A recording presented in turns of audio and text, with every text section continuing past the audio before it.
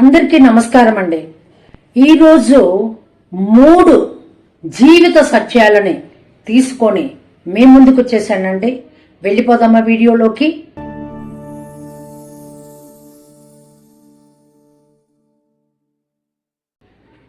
నమస్కారం అండి అందరికీ. గొప్ప జీవిత సత్యాలు. ఇది నేను చెప్తున్న జీవిత సత్యాలు కాదండి, శివుడు పార్వతీదేవికి చెప్పిన జీవిత సత్యాలు. అవేవో తెలుసుకుందామా. ఒకరోజు పార్వతి శివుడి దగ్గరికి వచ్చి, నాథా, జీవితాన్ని మంచిగా మార్చగలిగిన గొప్ప సత్యాలు ఏమన్నా ఉంటే చెప్పండి అంది. దానికి శివుడు చెప్పిన మొదటి సత్యం ఏమిటి అంటే, మెరిసేది అందమైనది ఎప్పుడూ ప్రమాదకరమే.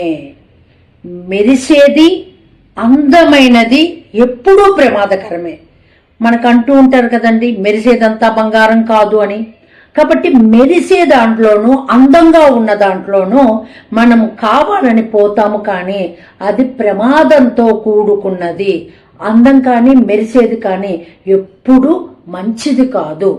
దానికి ఏమని చెప్పాడండి, కొంతమంది చాలా తీయగా మాట్లాడుతూ ఉంటారు, కొంతమంది చాలా తీయగా మాట్లాడతారు. తీయగా మాట్లాడే వారి మాటలకి లోబడి చాలా మంది లొంగిపోతూ ఉంటారు. తీయగా మాట్లాడే ఆ వ్యక్తుల స్వభావాన్ని గమనిస్తే మంచిగానే ఉండదండి. మాటని బట్టి, తీయదాన్ని బట్టి మోసపోకూడదు. మనిషి రంగుని చూసి మోసపోకూడదు, స్వభావం ఏమిటో తెలుసుకోవాలి. ఇది శివుడు పార్వతికి చెప్పిన గొప్ప సత్యాల్లో మొదటి సత్యం అండి. సో మెరిసేదంతా బంగారం కాదు, అందంగా ఉన్నవన్నీ కూడా తీయటి మాటలని నమ్మవద్దు అని మామూలు వాళ్ళు చెప్పింది కాదండి, శివుడు చెప్పిన మాట. శివుడు పార్వతికి చెప్పిన గొప్ప జీవిత సత్యం ఇది మొదటిదండి. నేను మొత్తం 3 చెప్తానన్నాను. శివుడు పార్వతికి చెప్పిన 3 గొప్ప సత్యాలలో ఇంకా రెండవది, ఒక చెట్టుకి తీయని పండు ఉందనుకోండి, అది ముందుగానే రాలిపోతుంది.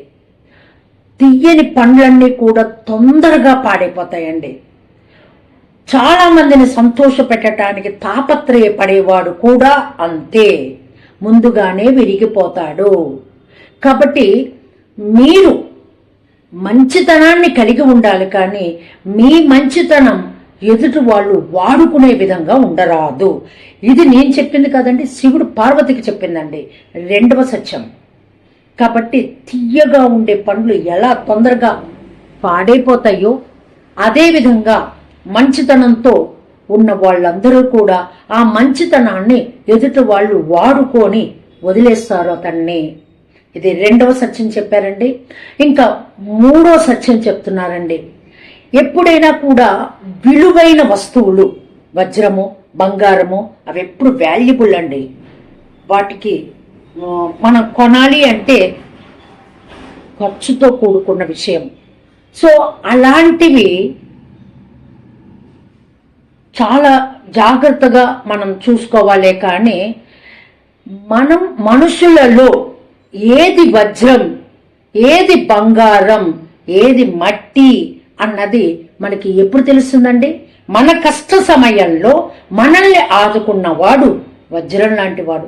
అలాంటి వాడిని వదిలిపెట్టుకోకండి. మీరు అలాంటి వాడిని కోల్పోబోకండి, జాగ్రత్తగా కాపాడుకోండి. మన కష్ట సమయంలో ఆదుకున్నవాడే వజ్రం, బంగారం, విలువైన వాడు.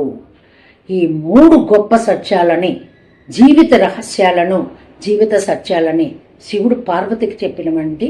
సర్వేజన సుఖినో భవంతు. స్వస్తి.